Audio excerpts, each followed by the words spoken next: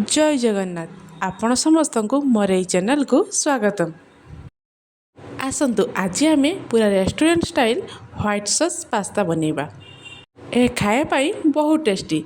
चलतु तापाई प्रथमे आम गोटे पियाज को एमती छोट छोट करी काटी नेबा, गोटे कैप्सिकम को मध्य सेमिति छोट छोट करी काटी नेबा एवं अल्प टिके रसुण को मध्य सेमिति छोट छोट करी काटी नेबा।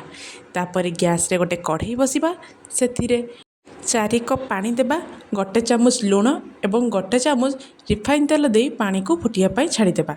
देखंतु एबे पानी फुटी गलानी, तापर आमे पास्ता को पकई 5 मिनिट पर्यंत फुटिया पाई छाड़ी देबा। जेमिति पास्ता गुड़िक 80% सिझी जाइथिबो। एबे देखंतु पास्ता गुड़िक भल भाव में सिझी जाइछि, ताको गोटे प्लेट को बाहर करि आनिबा।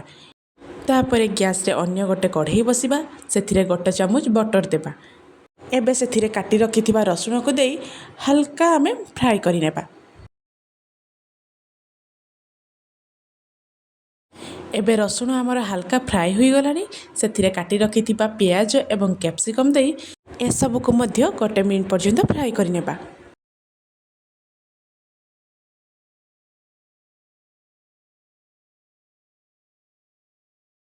एबे सेथिरे स्वाद अनुसार लुण देबा।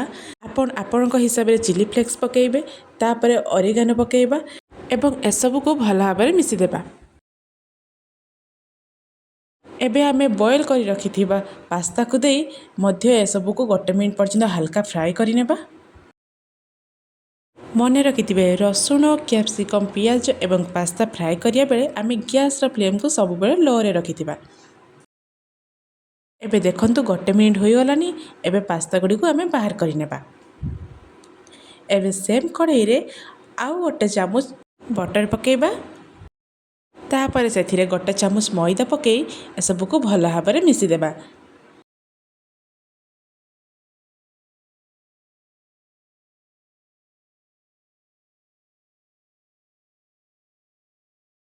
एबे सेथिरे अल्प अल्प करी क्षीर देई बटर सह क्षीर को भल भाव में मिसी देबा, जेमिति कि सेथिरे दाना दाना किछि न रहि जाए।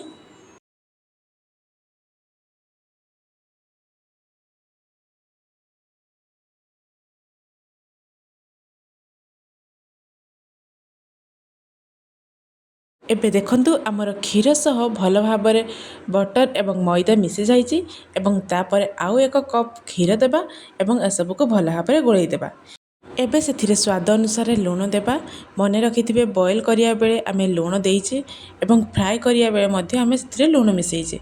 तापर गोटे चामच ऑरिगेनो, गोटे चामच ब्लैक पेपर, गोटे चामच चिली फ्लेक्स एवं 2टी स्लाइस चीज देबा।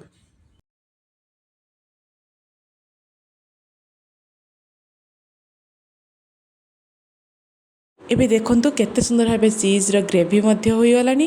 तापर आमे फ्राई करी रखिथिबा पास्ता को पकई भल भाव में मिसी देबा।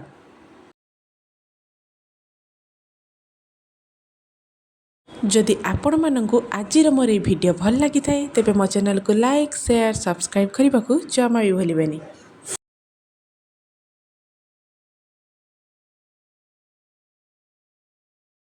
देखंतु केते सुंदर भाबे पास्ताटी होई जाइछि एवं देखा जाउछि मध्य एवं टेस्ट मध्य बहुत सुंदर। आपण थरे एमिति बनांतु एवं एंजॉय करंतु एवं आपण मानंकु एई रेसिपी केमिति लागिला मते कमेंट रे निश्चय जणाइबे। Thank you.